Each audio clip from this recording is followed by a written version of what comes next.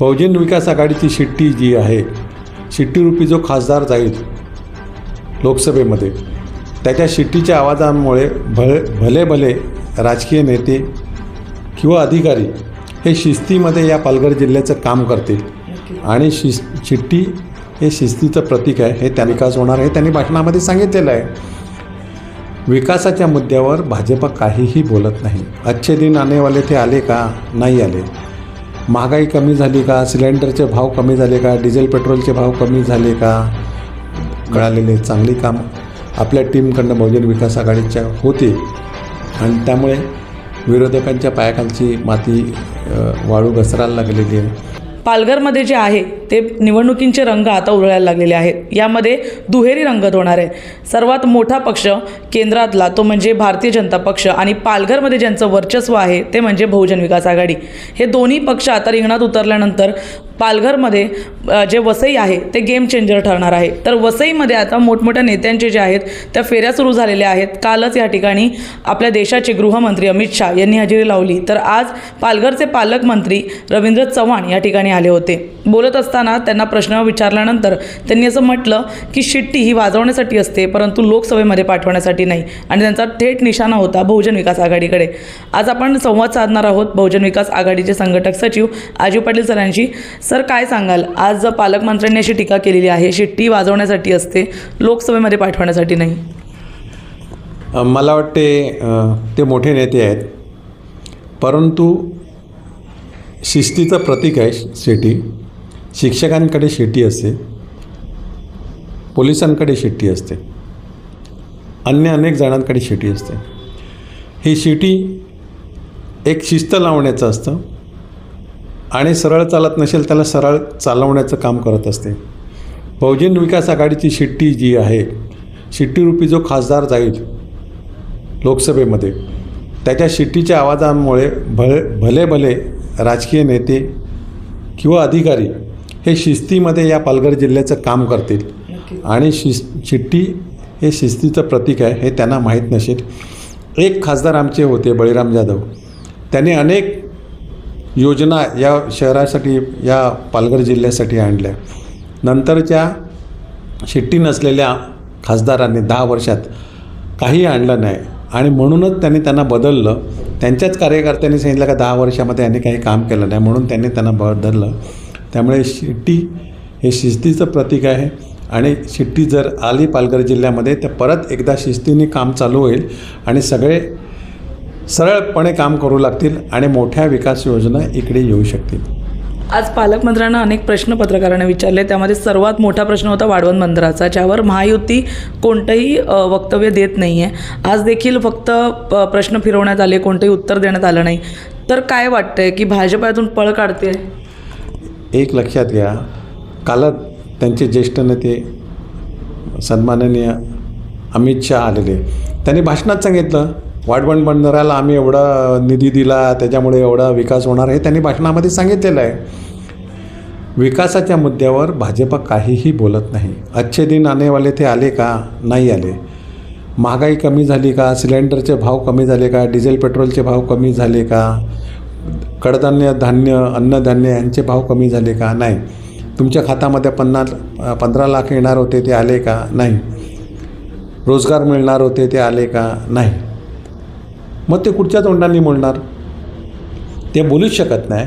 म्हणून मुद्दे सोडून ते भरकटवतात वेगवेगळ्या विषयाकडे. ते मंदिराकडे जातील, ते दुसऱ्यांवर आरोप करण्याकडे जातील. ते त्यांनी नाही केलं तर त्यांना हे मुद्दे लोक विचारतात का बाबा ह्या प्रश्नाचं उत्तर द्या, पण त्या प्रश्नाचं उत्तर ते देत नाहीत. त्यामुळे बहुजन विकास आघाडीचा एक उमेदवार असेल, एक खासदार असेल तर तो कसा चांगला काम करू शकतो हे आमच्या बळीराम जाधवांनी दाखवून दिलेलं आहे. त्यामुळे येथील जनतेने आता ठरवलेलं आहे का बहुजन विकास आघाडीचा उमेदवार राजेश पाटील यांच्या शिट्टी निशाणीवर बटन दाबून निवडून आणायचं आहे. आणि त्यामुळे हे त्यांचे पोलीस रिपोर्ट आहेत, त्यांचे स्वतःचा सर्वे रिपोर्ट आहे, त्याच्यात बहुजन विकास आघाडीचा उमेदवार 100% विजयी होतो. त्यामुळे हे विषय वेगवेगळे भरकटवतात. वाढवण बंदराला आम्ही पहिल्यापासूनच लोकनेते आमदार हितेंद्र ठाकूर यांनी विरोध केलेला आहे. शेतकऱ्यांचे प्रश्न असतील, मजुरांचे प्रश्न असतील, मच्छीमारांचे प्रश्न असतील, आदिवासी बांधवांचे प्रश्न असतील, रेल्वेने प्रवास करणाऱ्या चाकरमान्यांचे प्रश्न असतील, ज्येष्ठांचे प्रश्न आहेत, पेन्शनचे प्रश्न आहेत, शालेय शिक्षणाबद्दलचं आहे, आरोग्याविषयाच्या प्रत्येक प्रश्नामध्ये आम्ही हात घातलेला आहे. पाण्यापासून आरोग्यापासून सर्वच गोष्टीमध्ये हात घातलेला आहे आणि त्याच्यामध्ये चांगले रिझल्ट मिळालेले, चांगली काम आपल्या टीमकडनं बहुजन विकास आघाडीच्या होते आणि त्यामुळे विरोधकांच्या पायाखालची माती वाळू घसरायला लागलेली आहे. त्यामुळे ते काहीही त्यांच्या लोकल लेवलला तर काही आरोप करतात. शेवटी तुम्ही बघितलं ते हे सगळे विरोधक एकत्र होणार आहे, ह्यांची मिलीजुली आहे आणि बहुजन विकास आघाडीच्या अगेन्स्ट ते बहुजन विकास आघाडीची मतं खाण्यासाठीच काही लोकांना त्यांनी तिकडे उभं केलेलं आहे. तर हे यात तालुक्यामध्ये तुम्ही बघितलं असेल जेवढी आंदोलनं झाल्यात त्याच्यात हे सगळे एकत्र असतात आणि यांचे जे नेते आहेत ते तिकडे आहेत, BJPकडे आहेत आणि कार्यकर्ते इकडे आहेत. त्यामुळे ते शेवटी ते काय करणार आहेत हे तुम्हाला माहिती आहे का, ते शेवटी भाजपाचाच प्रचार करणार आहेत किंवा भाजपलाच मदत करणार आहेत. त्यामुळे असं असलं तरी बहुजन विकास आघाडी एक नंबरलाच असणार आहे, तिकडे मात्र शंका नाही. महाविकास आघाडीचे उमेदवार असं सतत विधान करत सुटलेले आहेत की बहुजन विकास आघाडी ही भाजपाची बी टीम आहे. सतत बहुजन विकास आघाडी त्यांच्या मतावर ठाम आहे की असं काही नाही, आम्ही स्वतंत्र एक लढाई लढत आहोत. त्याबद्दल काय सांगाल? गेले 35 वर्ष बहुजन विकास आघाडीने कधीही या जातीवादी पक्षाशी युती करून निवडणुका लढवलेल्या नाहीत. गेले 35-40 वर्षे जे एकत्र होते तेच आता बोंबा मारत आहेत. हे तात्पुरते वेगळे झालेले आहेत, हे परत एकत्रच होणार आहेत. यांनी आपला जातीवादी मुद्दा सोडला आहे का आतापर्यंत? असं अजिबात सोडलेलं नाही मिळत.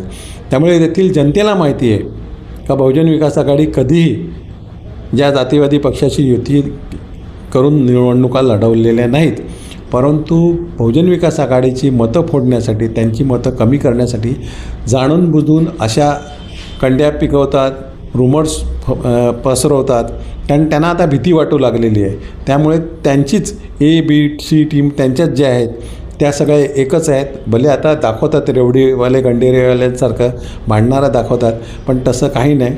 कलगीतुरा दाखवतात, पण तसं काही नाही मिळत. हे सगळे एकत्र आहेत. शेवटच्या 2 दिवसामध्ये भाजपलाच हे सगळेजण मदत करणार आहेत. कारण आतापर्यंतच्या सगळ्या आंदोलनामध्ये तुम्ही इकडे बघितलं असेल तर हे सगळे एकत्र असतात. लोकल लेवलला हे अजून पण एकमेकांवर आरोप करत नाहीत. ह्यांचे मोठे नेते येतात, त्या मोठ्या नेत्यांवरच आरोप करतात पक्षांवर, पण इकडूनचे लोकल लेवलचे अजून पण आरोप करत नाही. कारण का, तर हे एक आहेत आणि बहुजन विकास आघाडीला बदनाम करण्यासाठी जाणून बुजून हे यांनी षडयंत्र रचलेलं आहे. पण येथील जनतेला सगळ्यांना माहिती आहे. त्यामुळे त्याच्यामध्ये कुठेही मताची टक्केवारीमध्ये फरक होणार नाही. बहुजन विकास आघाडी 5 लाखाच्या वरती मतं घेऊन प्रचंड मताने विजयी होणार. शेवटचा प्रश्न घेते. आता सर्वत्र चर्चा तर सुरूच आहे, त्यामध्ये आता जे मोठे नेते येतात कोणी पालघरच्या विकासाबद्दल काही बोलत नाही आहे. पेसा कायदा असू दे किंवा वाढवून बंदर असू दे, प्रत्येकजण त्यातून पळ काढतं आहे. महाविकास आघाडीने फक्त विरोध केला, त्यानंतर पुढे काहीच त्याच्यावर भाष्य नाही आहे. तर आता बहुजन विकास आघाडी कशाप्रकारे कोणत्या ठाम मुद्द्यावर असणार आहे? बहुजन विकास आघाडीने आपल्या मॅनिफेस्टोमध्ये की जे आम्ही लोकांकडे घेऊन जाणार आहे का आतापर्यंत आम्ही काय काय कामं केली आणि आता काय काय कामं करणार आहोत. कारण शेवटी या जिल्ह्याचे मोठे प्रश्न आहेत सगळे आणि त्याला बहुजन विकास आघाडीनेच हात घातलेला आहे. तुम्ही बघितलं असेल की भाजपच्या एका मोठ्या नेत्यांनी म्हणजे उबाटावाल्यांचंच म्हणणं आहे का त्यांनी भर सभेमध्ये सांगितलेलं का मुंबईची झोपडपट्टी वसईच्या मिठागरामध्ये आणणार. म्हणजे गोगटे सॉल्टचं मिठागर आहे किंवा अन्य मिठागर आहे, इकडे जर मुंबईची झोपडपट्टी यांचा आणायचा इरादा असेल तर त्याला ठाम आम्ही विरोध करणार आहेत. कारण अशा ठिकाणी बेरोजगार युवकांसाठी एखादा केंद्र उभारण्याचं मोठा प्लान युवा आमदार क्षितिज ठाकूर यांनी शासनाला सादर केलेला आहे.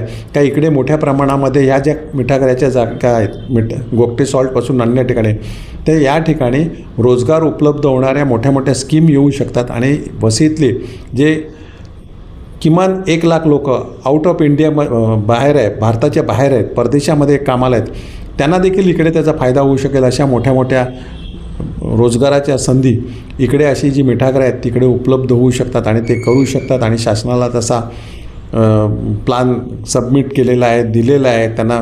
त्याच्यावर त्यांची देखील चर्चा चांगल्या प्रकारे चालू आहे. तर यांचं असं आहे का मुंबईची झोपडपट्टी इकडे आणून ठेवायची.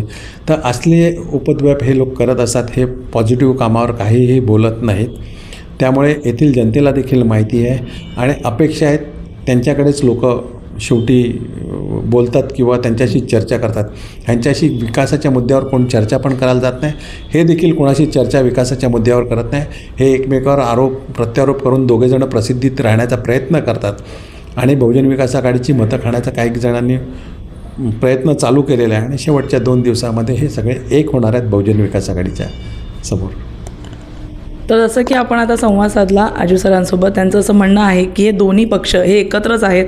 वरच्या लेवलवर टीका करायची पालघरच्या विकासाबाबत अद्यापही कोणत्या मोठ्या नेत्यांनी येऊन जे पालघरचे मूळ मुद्दे आहेत त्याच्यामध्ये हात घातलेला नाही आहे. बहुजन विकास आघाडी गेल्या अनेक वर्षांपासून पालघरमध्ये सत्तेवर आहेत, वसई विरारमध्ये सत्तेवर आहे, त्यांचं वर्चस्व आहे आणि अद्यापही फुटी न पडलेला हा लोकल पक्ष इथे ठाम मांडून आहे. पाहण्यासारखं असेल येणाऱ्या 4 जूनला काय निकाल लागतो आणि कशाप्रकारे या 2 मोठ्या पक्षांना बहुजन विकास आघाडी पुरून उरते. धन्यवाद.